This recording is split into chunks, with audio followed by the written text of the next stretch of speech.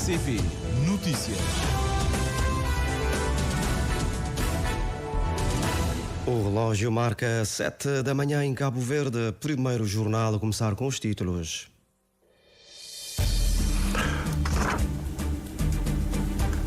Missão médica da diáspora termina hoje. Os estatutos da Ordem dos Médicos devem ser revistos para acomodar a inscrição automática dos médicos cabo-verdianos radicados nos Estados Unidos. A equipa do Instituto de Prevenção e Investigação de Acidentes Aéreos e Marítimos continua em São Nicolau para apurar as causas do naufrágio de Nho Padre Benjamin. A Associação Ambientalista Biosfera aconselha as autoridades que devem monitorar o Nho Benjamin e agir na prevenção. Tommy Melo propõe a montagem de um plano de emergência para saber como atuar em caso de derrame de combustível. Centro Cultural da Cidade Velha faz o lançamento oficial do projeto de recriação histórica da passagem do navegador e explorador espanhol Sebastián de Elcano por Ribeira Grande, ocorrida a 10 de julho de 1522. A apresentação deve ter lugar a 27 de setembro, Dia Mundial do Turismo. A primeira-ministra italiana já se encontra nos Estados Unidos para encontros com o presidente norte-americano Donald Trump. Em desenvolvimento, estas e outras notícias no primeiro jornal com Júlio Vera Cruz Martins e Mário Zinho Fernandes. Bom dia.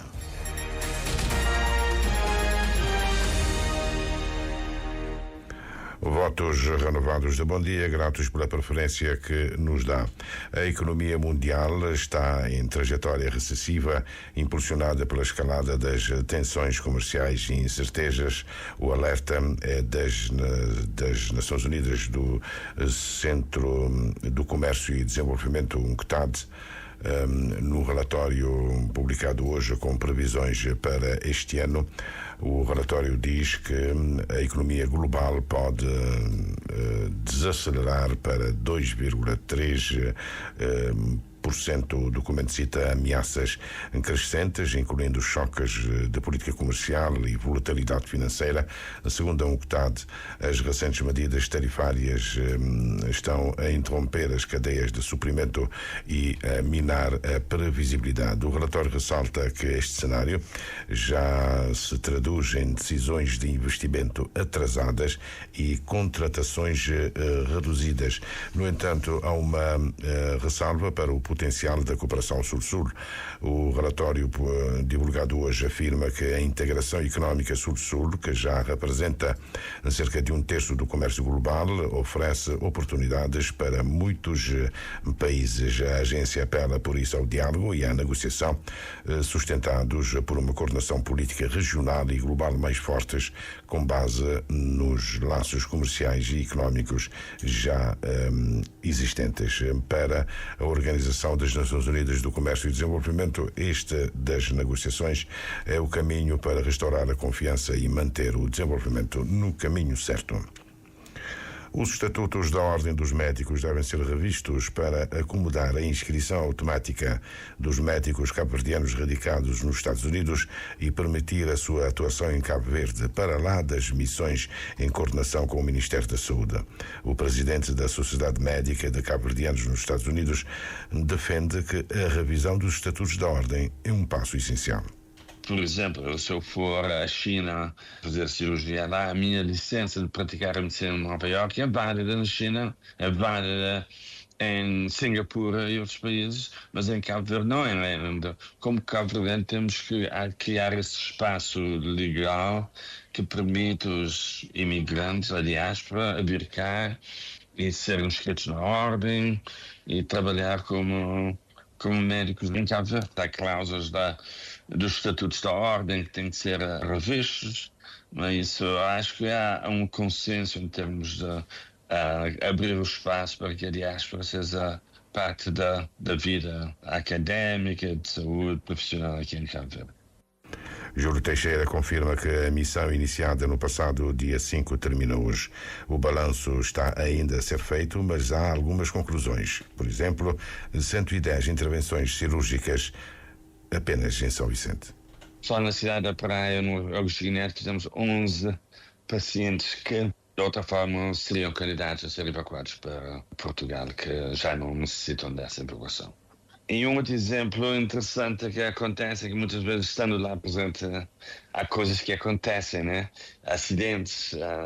Um exemplo é uma jovem da Ilha de Santiago que teve uma fratura complexa da vértebra número 2, uma situação extremamente grave de urgência. Em Santiago não havia condições e experiência para resolver esse problema. Ela foi evacuada para São Vicente, porque lá havia os nossos colegas especialistas de coluna e conseguiram reparar essa fratura da vértebra número 2 da coluna e a pessoa está neurologicamente intacta. Então, uma vida que foi salva. Já há uma certeza, a vinda de especialistas da diáspora para Cabo Verde passa a ser mais regular, sobretudo para os casos oncológicos, e assim contornar a lista de espera de evacuação para Portugal. A ideia, segundo Júlio Teixeira, é promover uma missão em cada trimestre. E já a partir de junho está programada a vinda de equipas em áreas específicas. Na área de emergência médica, a ideia é possivelmente trabalhar na formação de emergência médica aqui na Ilha de Santiago. No mês de agosto vamos ter regresso da equipa de cardiologia e de ortopedia. E em novembro também vamos ter mais equipas aqui só na área de oncologia e ortopedia, mas ainda há a oportunidade de alargar a mais especialidades. A Sociedade de Médicos Cabo-Verdianos nos Estados Unidos tem agora um capítulo no Brasil, com 25 médicos residentes. O que está sobre a mesa é a constituição de uma equipa internacional da diáspora para apoiar Cabo Verde na área da saúde de forma permanente. A equipa do Instituto de Prevenção e Investigação de Acidentes Aéreos e Marítimos continua em São Nicolau para apurar as causas do naufrágio do navio Nho Padre Benjamin na tarde de segunda-feira passada, ao largo da Preguiça, a 3 milhas náuticas da costa de São Nicolau. O advogado Hernani Soares considera, em entrevista ao Quarto à Noite, que ainda é cedo para conclusões, mas deixa entender que o processo vai ser longo. Em termos de direito, nós ouvimos as declarações do comandante do navio e ele alega a entrada de água no Kardec. Já de si levanta algumas dúvidas quanto à manutenção do navio e alguma possível negligência da tripulação. Mas, como eu disse, ainda é prematuro, uma vez que a equipa de investigação vai ter que fazer o seu trabalho, o IPM já está no terreno. Mas há vários pontos aqui a considerar do ponto de vista do direito dos seguros marítimos. Além do IPM, a seguradora, neste caso a Garantia, desencadeia a sua própria investigação, que pode seguir em 2 sentidos: se há uma causa externa que é coberta pela apólice de seguro, ou falta de manutenção do navio, ou negligência da tripulação, que neste caso exclui a cobertura dos seguros. E repare, o comandante avança que demoraram a perceber a entrada de água. É preciso ver as condições do tempo naquele dia, como é que estava, pois a negligência na vigilância do navio ou obrigações do comandante e da própria tripulação tem também um peso muito importante, né? Depois temos ver se os equipamentos de monitoramento como é que estavam. A falta ou não de diligência na manutenção do navio, se existia câmaras de vídeo para vigiar o Kardec e o próprio convés. Não é? Portanto, se houver essas falhas, a seguradora pode recusar a cobertura se provar que houve violação de deveres de manutenção, de segurança e vigilância do próprio navio. De todo modo, Hernani Soares realça que nos casos de afundamento a complexidade da investigação é elevada tanto a nível jurídico como técnico. Desde logo, uma atenção deve ser dada à qualidade da manutenção feita há menos de um ano, segundo declarações do armador. O comandante, na sua entrevista, ele ainda estava em choque, disse que ainda tentaram bombear a água, mas as embarcações, né, são preparadas justamente para isso, né? E é aqui é que reside a grande dúvida, de facto, o que estava fazendo a tripulação naquele momento para que não tenham se apercebido da entrada de água. Se o mesmo comandante diz que o navio, apesar de nós não sabemos como é que estava o estado do tempo naquela zona, mas se está com vagas grandes, é de senso comum que a tripulação deveria estar atenta a essa situação. Cada caso é um caso. Hernani Soares avisa que só uma investigação séria e tecnicamente aprofundada pode esclarecer de forma credível as causas do naufrágio do cargueiro Nho Padre Benjamin. A Associação Ambientalista Biosfera aconselha as autoridades a monitorarem o Nho Benjamin e a agir na prevenção. Tom Melo propõe a montagem de um plano de emergência para saber como atuar em caso de derrame de combustível. Jornalista Levi Salomão. Nho Padre Benjamin não transportava combustível, ainda assim defende o presidente da Biosfera. Não é de todo descartável o vazamento desse tipo de material em consequência do afundamento do navio. Imagino que o único combustível que tivesse era aquele que está nos tanques de combustível, não é? Há de saber qual é a quantidade desse combustível que estaria ali, e isso as pessoas do navio haveriam de saber, e principalmente saber isso, se está a uma grande profundidade. Se tiver uma grande profundidade não há nada que se possa fazer. Se tiver uma profundidade mergulhável, possa ser alcançável, pode ter algum plano de contingência para tentar remover esse material. Mas, a nível de impacto ambiental, obviamente tem sempre, não é? O presidente da Biosfera considera importante conhecer a localização do navio, o estado dos tanques da embarcação após o afundamento, a quantidade exata de combustível que carregam para, em caso de impossibilidade da sua extração, saber agir na prevenção. Se o navio estiver numa zona inalcançável, digamos assim, não mergulhável, é fazer uma previsão. Portanto, hoje em dia já existem mapas que estão na internet e de acesso público em que se pode mais ou menos ter alguma ideia, alguma noção de esse combustível, quando se libertar, para que zona é que a correntes marinhas irão direcioná-lo. Fazer uma previsão se haverá a aproximação desse material da zona costeira, isso seria algo que era importante fazer, não é? É uma zona, como eu já disse, uma zona pescatória. São Nicolau é conhecido pelo seu bom marisco e que poderá ser afetado e poderá ter, consoante o nível de poluição, poderá afetar não apenas a pesca, como poderá ser um risco também de saúde pública, caso esse marisco junto à costa seja contaminado por esse material. Tommy Melo lembra que o afundamento de um navio suscita sempre preocupações ambientais, pelo que, se possível, é sempre importante tomar medidas. Já ouvi dizer que o navio pode estar em uma zona de bastante profundidade e, se assim for, não há nada que se poderá fazer. Poderá, na mesma, mesmo que esteja numa zona de profundidade, fazer uma previsão mediante as correntes da zona, de quais seriam as zonas que poderiam ter mais impacto junto à costa, para que a população possa se prevenir de alguma forma.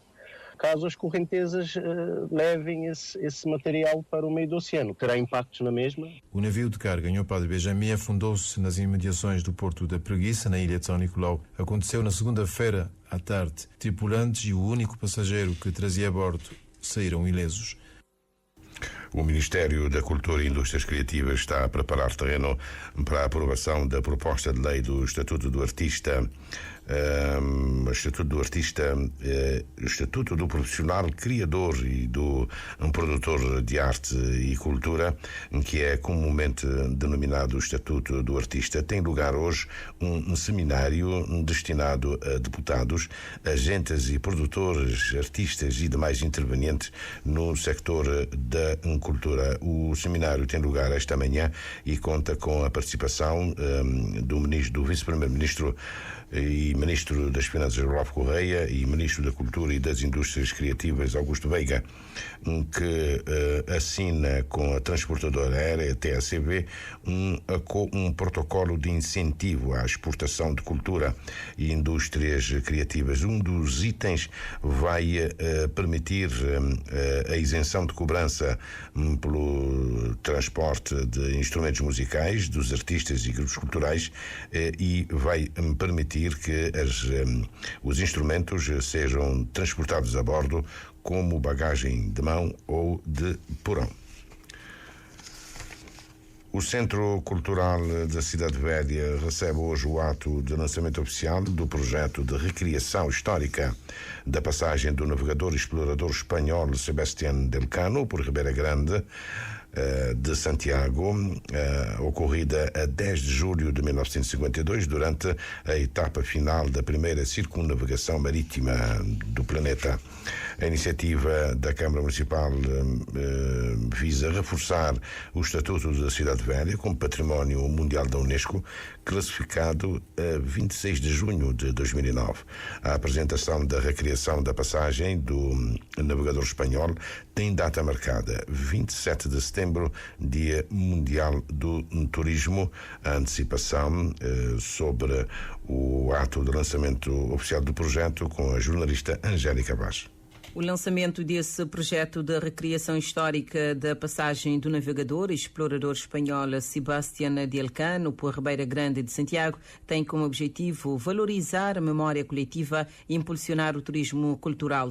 Quem o diz é o presidente da Câmara Municipal de Ribeira Grande de Santiago, que já fala na institucionalização do mesmo. Esse projeto tem como propósito valorizar, digamos, a memória coletiva, reforça a identidade patrimonial da Cidade Velha e impulsiona o turismo cultural, né? É um projeto que pretende ser afirmado como âncora, digamos, de política cultural do município. Nos pretende institucionalizar como marca registrada e propriedade intelectual. Até prevê a criação de um programa regular de mini-recriação histórica, com principal incidência na época alta do turismo, de cruzeiro, né? E essa passagem de Elcano inscreve Cidade Velha num dos maiores feitos de história universal, que é a primeira circunnavegação daquele planeta. É claro que Cidade Velha, como berço da nação cavaliana, não tem que bem criar uma agenda cultural no sentido de ajudar na divulgação e promoção. O produto final desse projeto resume-se na apresentação de uma peça teatral em setembro, por altura do Dia Mundial do Turismo.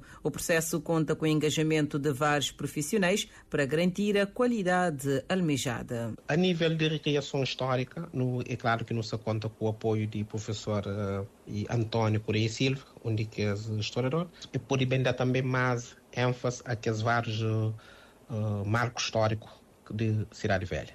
Bom, qualquer narrativas que o professor António Correia Silva está dando, então nós também estamos chamando uma peça, que por isso que é uma recriação histórica, mas com tudo único também tem peças de teatro, vestuários, artesãos. Também tem, digamos, uma equipa multidisciplinar que trabalha cada um naquelas várias vertentes em função daquele conceito de nota que está criado, no sentido de desenvolver uma peça. Por isso, exige não só um esforço financeiro, mas também esforço de equipa técnica. O ato de apresentação do projeto, que acontece por ocasião do Dia Internacional dos Monumentos e Sítios, celebrado a 18 de abril, conta com a presença do Presidente da República, José Maria Neves. O projeto de micro-redes de energias renováveis está em expansão. Assinados ontem mais 4 contratos pelo Ministro da Indústria e Energia. Esses contratos referem-se a micro-redes em Chã das Caldeiras, em Ilha do Fogo, Chã de Feijoal e Planalto Norte, em Santo Antão, e Carriçal, em São Nicolau. O Ministro Alexandre Monteiro disse que se trata de um investimento, Miriam Lopes dos Santos, à volta de 144 mil contos. Os contratos foram assinados com empresas e consórcios envolvidos no projeto, abarcando as Ilhas do Fogo, São Nicolau e Santo Antão, e, conforme o Ministro da Indústria, Comércio e Energia, beneficia localidades isoladas ou dispersas. Como aqui foi dito, estamos a apostar em soluções sustentáveis e inclusivas, como as microredes e equipes individuais que aproveitam a energia solar. E também, graças a este esforço hoje global ao longo dos últimos vários anos, hoje cerca de 96% das famílias cabo-verdianas já têm acesso à eletricidade, e estamos a trabalhar para chegar ainda mais longe que é esse trabalho cirúrgico e micro, por isso que temos que alcançar. Se nas zonas urbanas 1 km de rede podemos beneficiar milhares de pessoas, e hoje o esforço que está a ser feito é para quilómetros beneficiar dezenas de pessoas, mas, como disse, é um esforço e para nós o acesso universal à energia é um objetivo importante e essencial para o desenvolvimento sustentável de qualquer país. O projeto de microrredes de energias renováveis insere-se no Programa de Sustentabilidade Energética e abrange igualmente kits individuais e expansão de redes já existentes. O ministro Alexandre Monteiro aponta que o investimento em curso é maior que os 4 contratos hoje rubricados. No âmbito da extensão de redes de energia, várias localidades na ilha de Santiago também estão a ser beneficiadas. O Executivo conta com a parceria financeira da Cooperação Luxemburguesa. A primeira jornada do Campeonato Nacional de Futebol começa amanhã com 2 jogos. Ultramarina Botafogo no estádio Orlando Rodrigues, em Tarrafal de São Nicolau. Boa Vista da Praia Paulense no estádio da Várzea. No sábado realizam-se 3 partidas. Palmeira Salrei no estádio Marcelo Leitão, na Ilha do Sal. Académica da Praia Scorpion no estádio da Várzea e São Joanense Mindelense no estádio municipal do Porto Novo. O chefe da administração presidencial da Ucrânia, Andriy Yermak, já se encontra em Paris para se reunir com representantes europeus e americanos sobre formas de alcançar um cessar-fogo completo na Ucrânia. É um dos temas. O chefe da administração presidencial da Ucrânia está acompanhado do ministro das Relações Exteriores e do ministro da Defesa. O secretário de Estado dos Estados Unidos, Marco Rubio, e o enviado especial para o Médio Oriente, Steve Witkoff, são também esperados para discussões com a Ucrânia. A primeira-ministra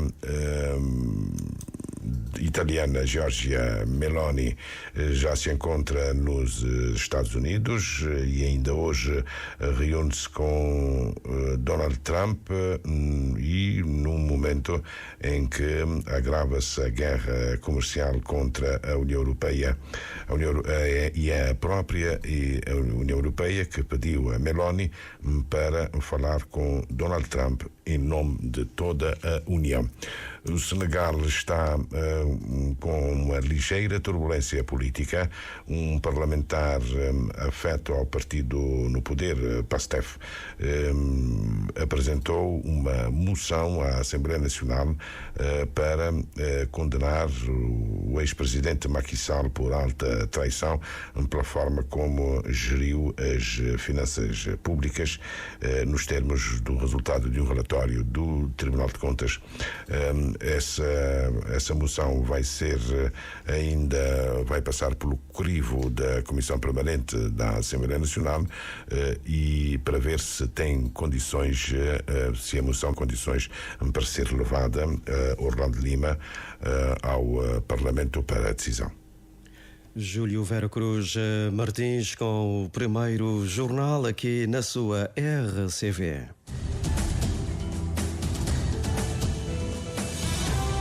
Mais informações em www.rtc.cv e na aplicação RTC Mobile. RCV, o rigor da notícia e o melhor da informação a cada hora.